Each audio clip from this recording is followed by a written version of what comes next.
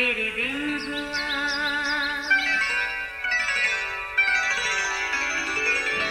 नया फिर दिन हुआ, पुरानी रात का करे सो शुक्र हम खुदा की जात का, खुदा की जात का नया फिर दिन हुआ। आज की आयत, और उसने अपनी मर्जी के नेक इरादा के मुआफिक हमें अपने लिए पेशतर से मुकर्रर किया कि यीशु मसीह के वसीला से उसके लिए पालक बेटे हों। इफ्सियों पहला बाब 5वीं आयत। अजीज़ों, कुदरती तौर पर रिश्ते एक दूसरे के साथ बड़ी अहमियत के हामिल होते हैं, जिनको मोहब्बत की डोर से बरकरार और खुलूस की मिठास से उस्तवार रहना चाहिए। कुल जहां में कोई भी तन्हा नहीं, क्योंकि खालिक खुदा किसी को तन्हा नहीं रखता। याद है ना, जब कायनात की हर शय अपनी तख्लीक के मुताबिक अपने माहौल में एडजस्ट हो रही थी, तो आदम को अकेले में देखकर खालिक ने कहा, आदम का अकेला रहना अच्छा नहीं, मैं इसकी मानद एक मददगार बनाऊंगा। फिर खालिक खुदा ने उसकी हड्डी और गोश्त में से लेकर हवा को बनाया, जो नारी कहलाई। ये रिश्ते वक्त के साथ बढ़ते गए, जो हालात के मुताबिक पजल की मानद एक दूसरे से जुड़कर अपनी जगह बनाते और बड़े अहम होते हैं। इन रिश्तों में कुछ लेपालिक रिश्ते भी होते हैं, जो हकीकत से किसी तौर भी कम नहीं, क्योंकि लेपालिक रिश्ते की बुनियाद मोहब्बत, वफादारी और मुकम्मल सुपुर्दगी में है। अजीज़ों, हमारे मुआशरे में लेपालिक रिश्ते अनजाने नहीं। यकीनन आप इस रिश्ते से बखूबी वाकिफ़ होंगे। कोई भी लेपालिक बेटा या बेटी आखिरी दम तक इस रिश्ते को अच्छे से निभाते हैं, और निभाना चाहिए भी, जो एक खुशाइंद बात है, क्योंकि इसी लेपालिक रिश्ते का जिक्र खुदा के कलाम में भी मिलता है, जिससे इसकी अहमियत का अंदाज़ा होता है। खुदावंद ने फरमाया, उसने अपने नेक इरादा के मुआफिक अपने लिए पेशतर से मुकर्रर किया कि मसीह यीशु के वसीला से उसके लेपालक बेटे हों।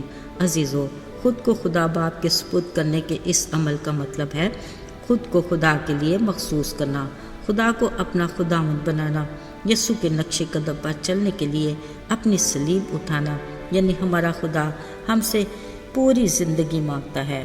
इस अमल में कई रुकावटें भी आ सकती हैं, शायद खौफ, गरूर या कोई उलझन वगैरह। असल में हमें इस बात का एहसास ही नहीं कि हमारा बाप खुदा हमसे किस कदर मोहब्बत रखता है, लेकिन हम हैं कि लेपालिक या सुपुर्दगी के मतलब को ठीक तरह से समझ नहीं पाते और अपनी ज़िंदगी को अपनी मर्ज़ी से गुजारना चाहते हैं। याद रहे, भरोसा सुपुर्दगी का ज़रूरी अंसर है।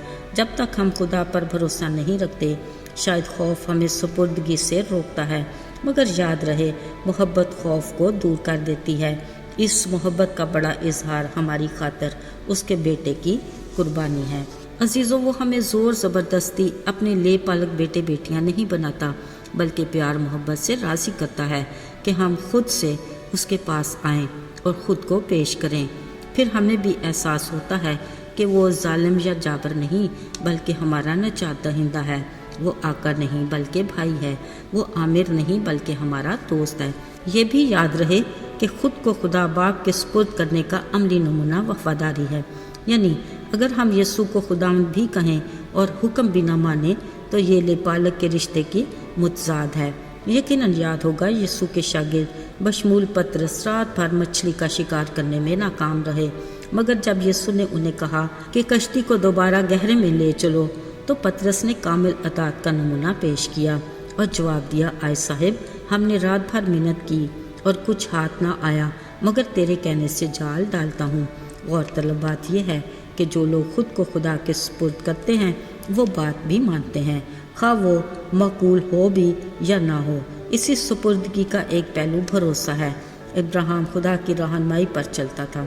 जब उससे कहा गया कि अपने बाप और नातेदारों को छोड़, अगरचे वो नहीं जानता था कि खुदा उसे कहाँ ले जाएगा, तो भी चल पड़ा।